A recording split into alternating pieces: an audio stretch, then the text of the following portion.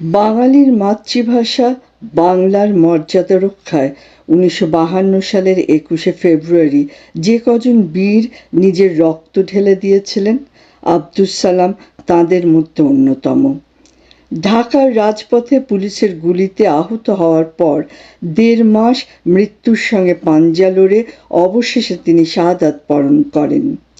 তাঁর এই দীর্ঘ লড়াই এবং আত্মত্যাগ বাঙালির স্বাধিকার আন্দোলনের ইতিহাসে এক অবিস্মরণীয় অধ্যায়।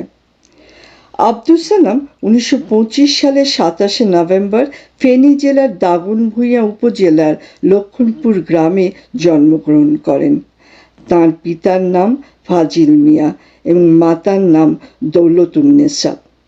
পড়াশোনার প্রতি প্রবল আগ্রহ থাকলেও পারিবারিক অসচ্ছলতার কারণে মাধ্যমিকের পর তাঁকে কর্মজীবনে প্রবেশ করতে হয়। তিনি তৎকালীন পাকিস্তান শিল্প মন্ত্রণালয়ের directorate of trade and commerce বিভাগের পিয়ন বা রেকর্ড কিপার হিসেবে কর্মরত ছিলেন। ঢাকায় তিনি আজিমপুর এলাকায় বসবাস করতেন। ১৯৫২ সালের ২১শে ফেব্রুয়ারি যখন রাষ্ট্রভাষা বাংলার দাবিতে চারিদিক উত্তাল, তখন আব্দুস সালাম সরকারি কর্মচারী হওয়া সত্ত্বেও ভাষার টানে ঘর ছেড়ে বেরিয়ে আসেন। ঢাকা মেডিকেল কলেজ হোস্টেলের সামনে দিয়ে যখন বিক্ষোভ মিছিল এগিয়ে যাচ্ছিল, তখন পুলিশ নির্বিচারে গুলিবর্ষণ করে। একটি বুলেট সালামের শরীরে মেধে এবং তিনি গুরুতর আহত হন। রক্তাক্ত অবস্থায় তাকে ঢাকা মেডিকেল কলেজ হাসপাতালে ভর্তি করা হয়। দীর্ঘ ১.৫ মাস চিকিৎসাধীন থাকার পর ১৯৫২ সালের ৭ এপ্রিল তিনি শেষ নিঃশ্বাস ত্যাগ করেন।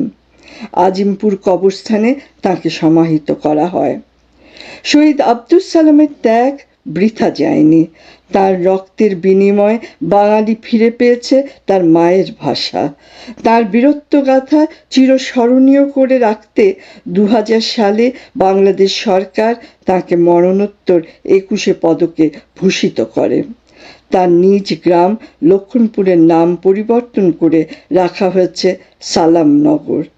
সেখানে তাঁর স্মৃতি রক্ষার্থে সরকারিভাবে ভাষা শহীদ আব্দুস সালাম গ্রন্থাগার ও স্মৃতি জাদুঘর নির্মাণ করা হয়েছে। আব্দুস সালাম আমাদের শিখিয়ে গেছেন সাধারণ মেহনতি মানুষও দেশপ্রেমে উদ্বুদ্ধ হয়ে কিভাবে ইতিহাসের গতিপথ পরিবর্তন করে দিতে পারে। তাঁর স্মৃতি বাঙালির হৃদয়ে চিরজাগরুক থাকবে।